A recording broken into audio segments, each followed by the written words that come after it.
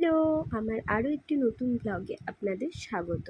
আজকে যাব ইভানকে নিয়ে বর্ধমানে ডাক্তার দেখাতে। তার জন্য ওকে রেডি করিয়ে নিচ্ছি। একটু টাইমটা দেরিতে ছিল। আমরা যেহেতু 11টায় বেরোবো, তাই ওকে চান করিয়ে ভাত খাইয়ে নিয়ে যাবো। কারণ প্রচণ্ড গরম, চান না করে গেলে খুব কষ্ট হবে। আর আসতে সেই সন্ধে হয়ে যাবে, তো তখন আর চান করাতে পারবো না। তো এই জন্য প্রথমে ইভানকে রেডি করে নিচ্ছি, তারপরে আমি চান করে রেডি হয়ে নেব।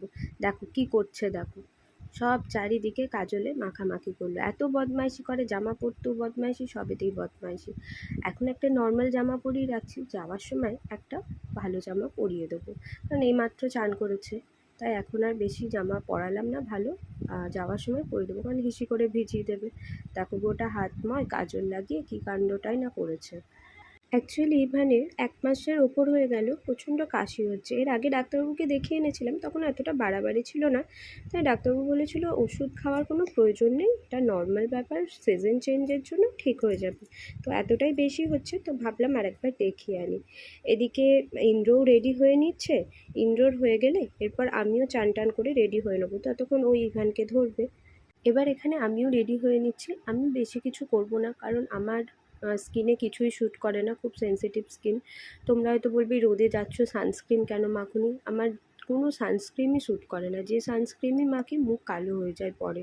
তার জন্য আমি কোনো সানস্ক্রিন ইউজ করি না, তাতে আমার অসুবিধা সেরকম কিছু হয় না।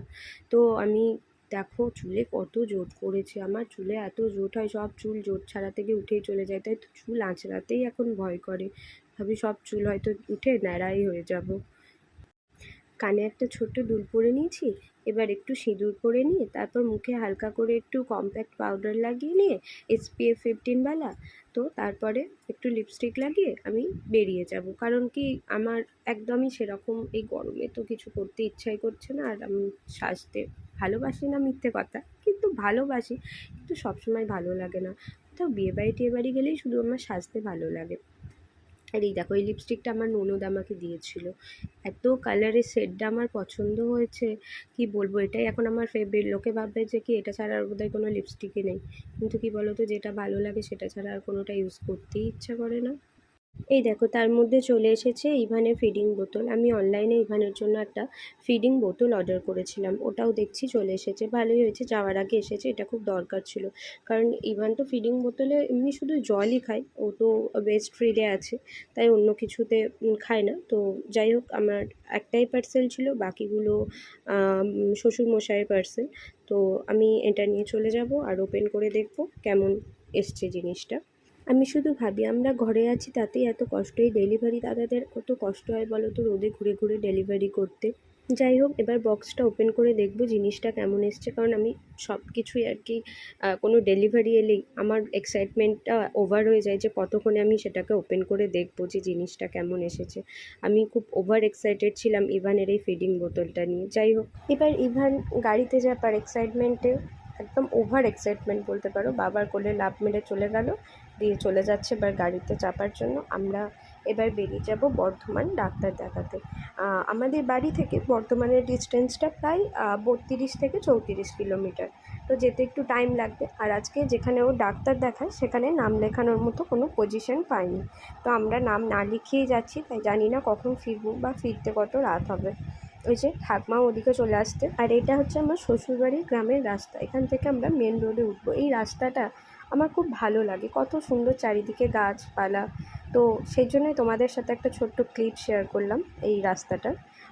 এবার আমরা এখান থেকে মেন রোডে উঠবো একটু পরে। তো দেন আমরা হাই রোড ধরে চলে যাব বর্ধমান ডাক্তার দেখাতে। এখানে দেখো জ্যামে পড়ে গেছি একেই তাড়াতাড়ি, তার ওপর সেই আরও কী বলে না একটা প্রবাদ বাক্য, যাই হোক সেটা এখন আমি ভুলে গেছি। তো আস্তে আস্তে গাড়ি এগোচ্ছে, কিন্তু আমাদের একদম ধৈর্য ছিল না, প্রচণ্ড রোদ, তার সঙ্গে প্রচণ্ড গরম। মনে হচ্ছিলো কতক্ষণে পৌঁছাবো, কারণ এই রোদেতে আমার এমনিতেই কোথাও বেরোতে ভালো লাগে না। আর আবার ডাক্তার দেখাতে যাওয়ার নাম শুনলে তো আরও ভয় লাগে, কারণ গিয়ে ওখানে ঘন্টার পর ঘন্টা অপেক্ষা করতে হবে। আর এটা রসুলপুর গেটে, আমরা ট্রেন লাইন মানে কাছে আর কি গেট পড়েছে, সেখানে আটকে আছি।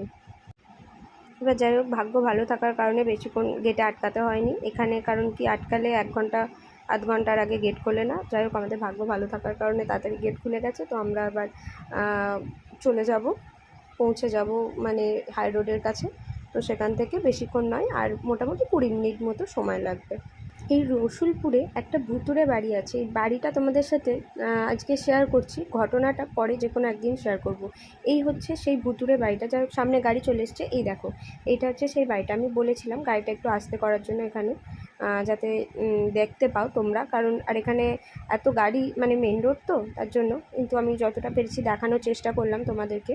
তো এই বাড়িটার ঘটনাটা না হয় আমি অন্য একদিন শেয়ার করবো। এই যে আমরা হাই রোডে উঠে পড়েছি, এখান থেকে বেশি দূরের রাস্তা নয়। তোমাদের সাথে শক্তিগড় বাজারের দৃশ্যটাও শেয়ার করব।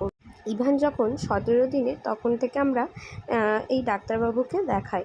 তো তখন থেকে এই হাই রোডটার কাজ হচ্ছে, মানে মোটামুটি বলতে পারো হাই রোডটা ভাঙাই ছিল। একবার তো এই হাই রোডেতে, এই রোদেতে, এরকম গ্রীষ্মকালের আগের বছর প্রায় 40 মিনিটের ওপর জ্যামে আটকেছিলাম। তো যাই হোক, তো সেই থেকে দেখছি হাই রোডের কাজ হচ্ছে। এখন আমরা পৌঁছে গেছি হাই রোডের ওপর, দেখো কিন্তু হাই রোডের কাজ অনেকটাই শেষ হয়ে গেছে। আমি খালি ভাবি আমরা ঘরের মধ্যেই থাকতে পারছি না, এত কষ্ট হচ্ছে এসি ছাড়া। তো যারা এই হাই রোডে দাঁড়িয়ে কাজ করছে, এই পিচের যে তাতটা উঠছে, তারা কি করে এই কষ্টটা করছে।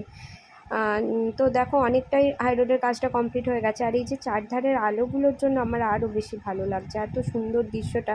আমি জানি না এটা রাতে আমি একবারও আসিনি, কারণ ইভান এখন ছোটো বলে আমার সেভাবে বেরোনো হয় না। তো রাতে কতটা সুন্দর লাগবে যখন এই আলোগুলো জ্বলবে। আর এই যে সাইডে জেব্রা জেব্রা একটা ধরনের আঁকা আছে না, এগুলো দেখে আমার কেমন যেন মাথা ঘুরছিল। তোমাদের হয় এরকম মাথা ঘোরে এগুলো দেখে? একটুখানি জানিও তো কমেন্টে। এই দেখো আমরা বর্ধমান পৌঁছে গেছি। তো আজকের ব্লগটা এখানেই শেষ করি। এরকম সুন্দর সুন্দর ব্লগ দেখতে চাইলে আমার চ্যানেলটাকে লাইক, শেয়ার অ্যান্ড সাবস্ক্রাইব করতে ভুলবে না।